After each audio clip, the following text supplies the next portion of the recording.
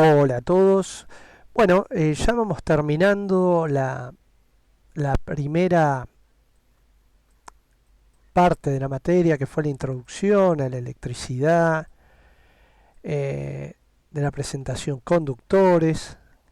Conductores es un concepto, ¿no? Para eh, una de las cosas que vimos, la conductividad de los materiales, también la resistencia, los aisladores, los circuitos, las fuentes de alimentación, las variables que se manejan en la energía eléctrica, la tensión o voltaje, la resistencia, la potencia,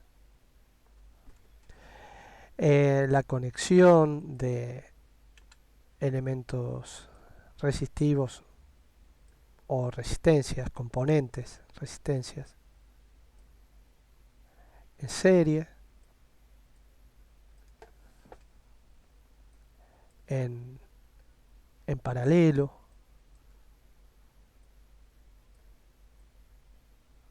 y varias cosas más que vimos de una introducción básica a la electricidad.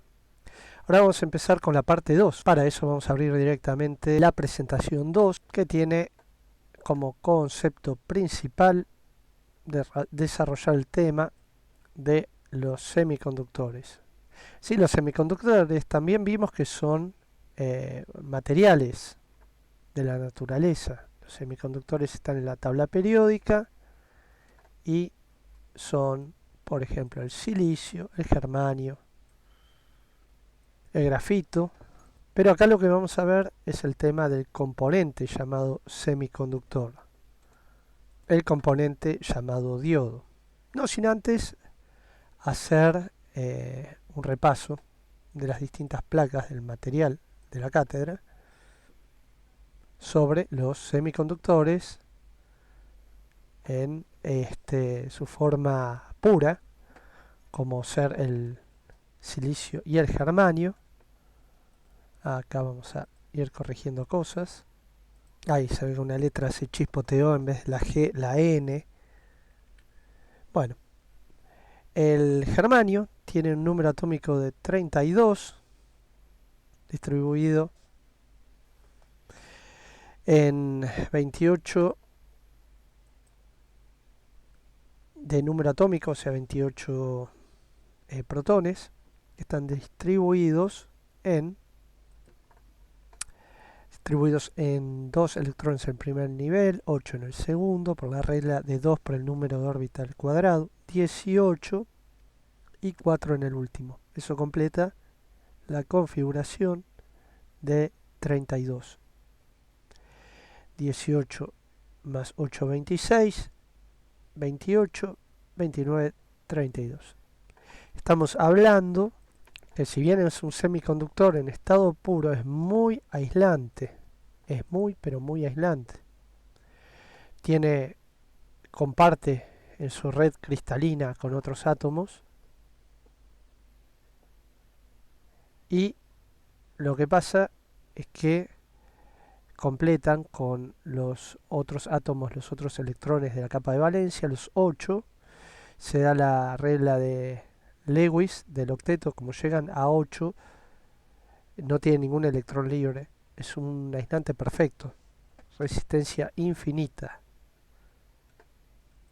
Pero se puede ver afectada por el aporte de energía térmica, por ejemplo.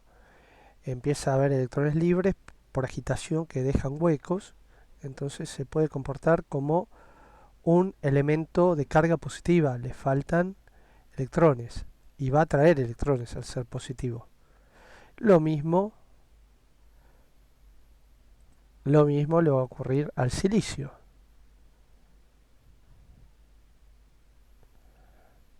Entonces, bajo esas condiciones se puede convertir en un semiconductor intrínseco. Pueden pasar electrones a través del cristal porque hay huecos que pueden ser ocupados por los electrones.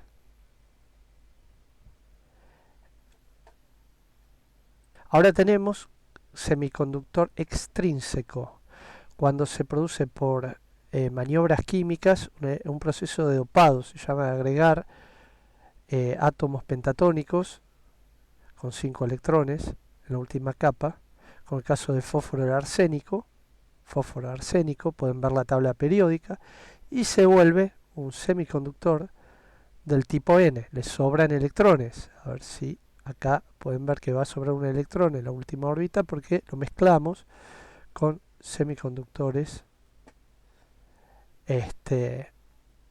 con otros elementos que tienen 5 electrones.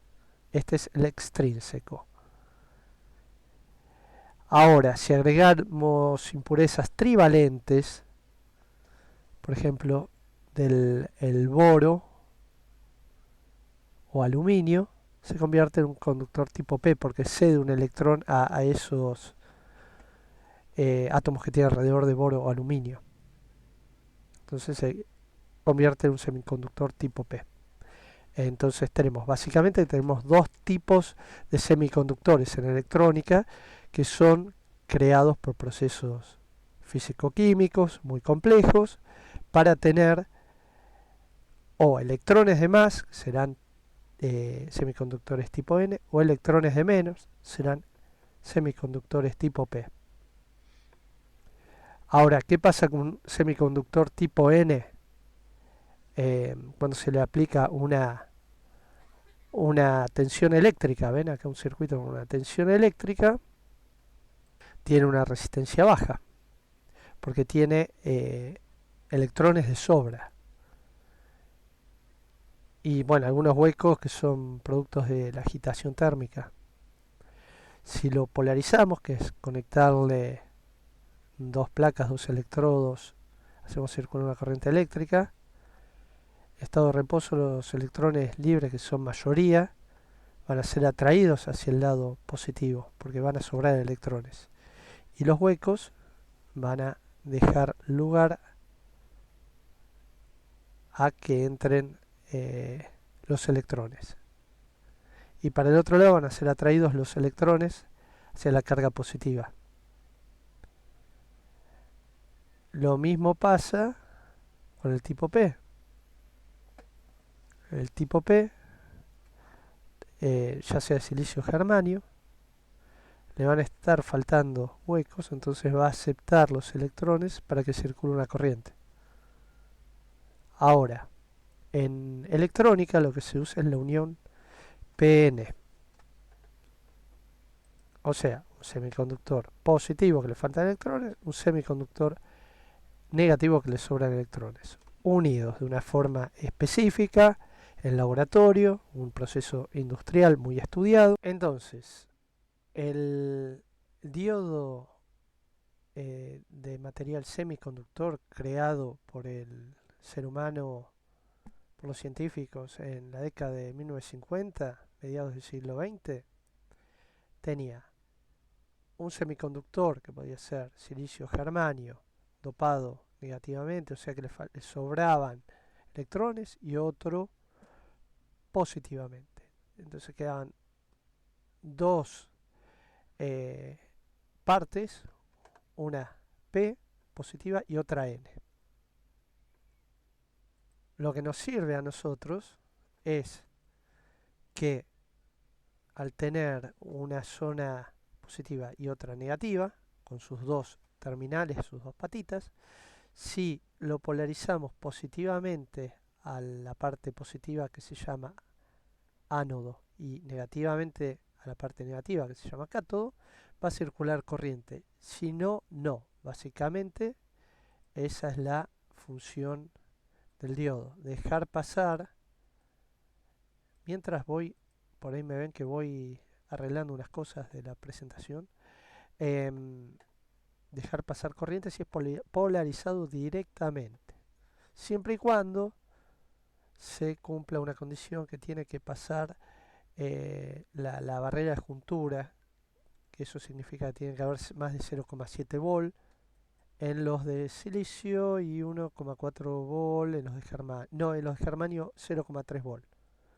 menos tensión necesitan para conducir. Nosotros habíamos visto resistencias como componentes que le ofrecían una resistencia al paso de la corriente eléctrica.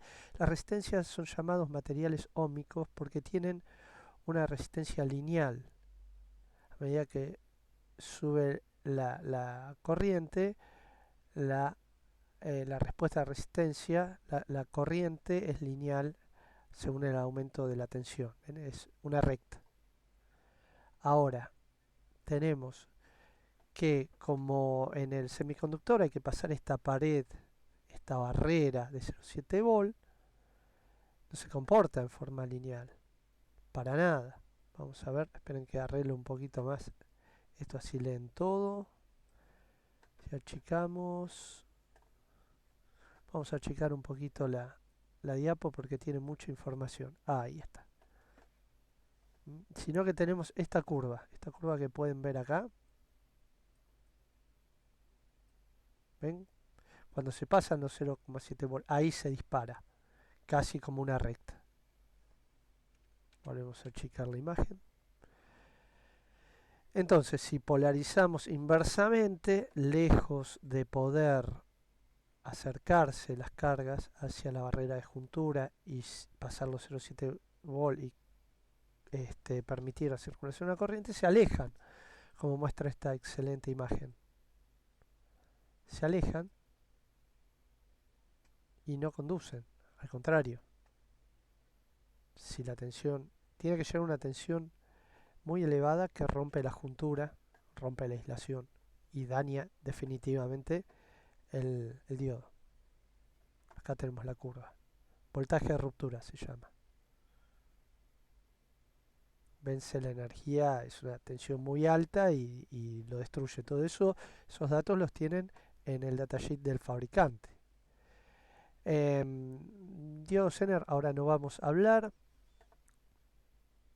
Y esto es una enumeración de conceptos que vimos, pero que básicamente las vimos todas en forma rápida. Vamos a hacer una pequeña simulación del diodo. Y antes de pasar a la simulación, les quería mencionar, el diodo semiconductor no fue lo primero que hubo. Antes estuvieron las válvulas e incluso había un mineral que se llamaba galena, que si era tocado con un filamento de cablecito, dejaba pasar o no corriente según la polarización. Se comportaba como un diodo natural.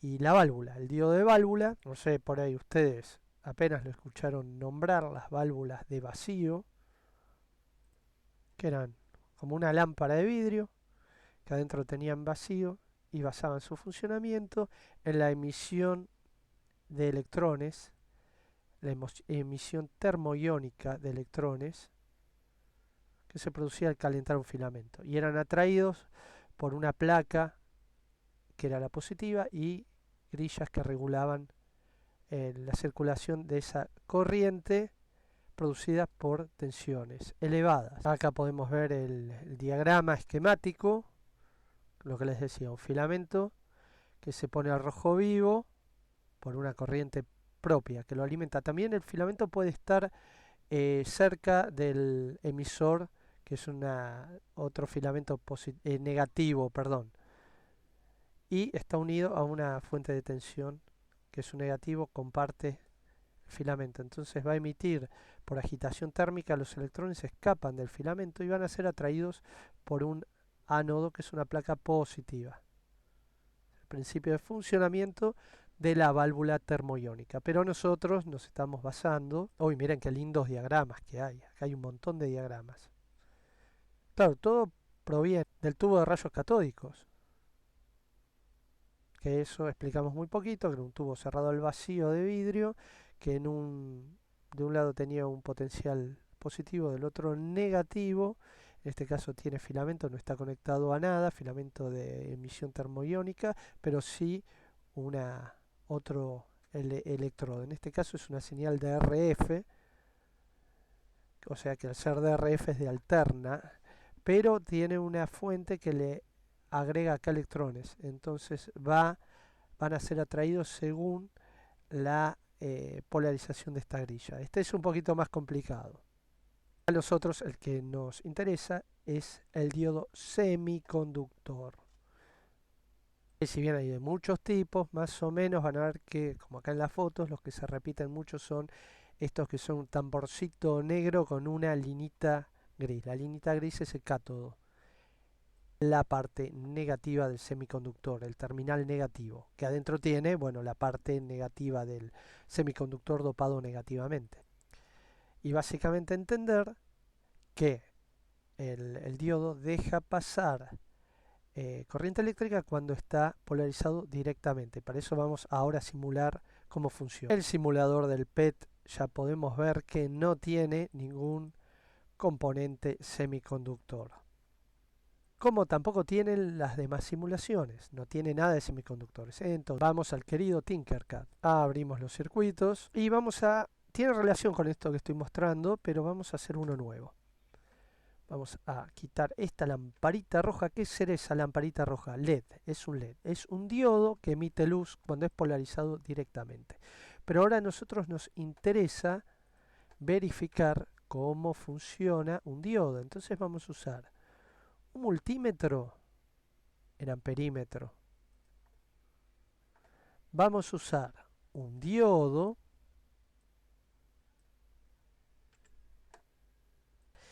y vamos a usar algo que regule la corriente. ¿Por qué?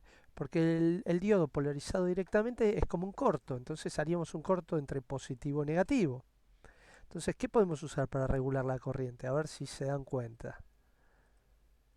Podemos usar lo que ya habíamos puesto, una lamparita, que va a absorber la tensión del que va a absorber toda la corriente y va a generar luz sin sobrecargar la batería. Ahora, ¿cómo lo conectamos? Vamos a conectarlo en forma inversa. ¿Inversa cómo sería? Inversa sería, pasamos por el amperímetro. Ya con el amperímetro podríamos medir la corriente sin necesidad de usar la lámpara. Pero, como dije, es como si no usamos la lámpara hacemos un corto. Eso tiene que ser muy claro ese concepto porque es muy importante para no sobrecargar la batería, para no el diodo se quemaría. Ahí lo estamos polarizando. Vean que ahí nos marcó el ánodo. ¿Y el ánodo cuál era? El positivo. Entonces, si lo polarizamos así, el negativo al ánodo y el positivo al cátodo, es una polarización inversa. Vamos a poner los colores correspondientes, así está más clarito. ¿Qué va a pasar? Iniciamos simulación, nada, no circula corriente, la lámpara no se prende, nada. No funciona. Entonces ahora lo que vamos a hacer es polarizarlo directamente. Hasta ahora lo polarizamos inversamente, el positivo al cátodo y el negativo al ánodo. Ahora, para polarizarlo directamente podemos hacer dos cosas, o girar la batería o girar el diodo.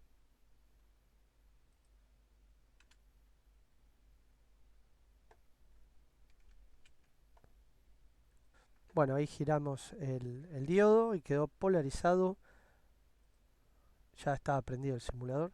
Quedó polarizado con el cátodo en el negativo, el ánodo en el positivo, o sea, directamente. Y al hacer esto, los electrones fueron hacia el positivo y los huecos quedaron del lado negativo para que pasen los electrones. Así que, bueno, esta es la forma de polarizar directamente un diodo y como podemos ver circula una corriente, prende la lámpara. ¿Y para qué se puede usar? Para un montón de cosas. Para, si una corriente varía, quitarle la parte cuando invierte la polaridad, solamente que pase una polaridad. Esto se usa para rectificar una corriente alterna que cambia determinada cantidad de veces por segundo de polaridad, hacerla solamente positiva y negativa, sacar de una señal que tiene mezclada una señal alterna y ahí adentro una continua y la queremos rescatar, digamos.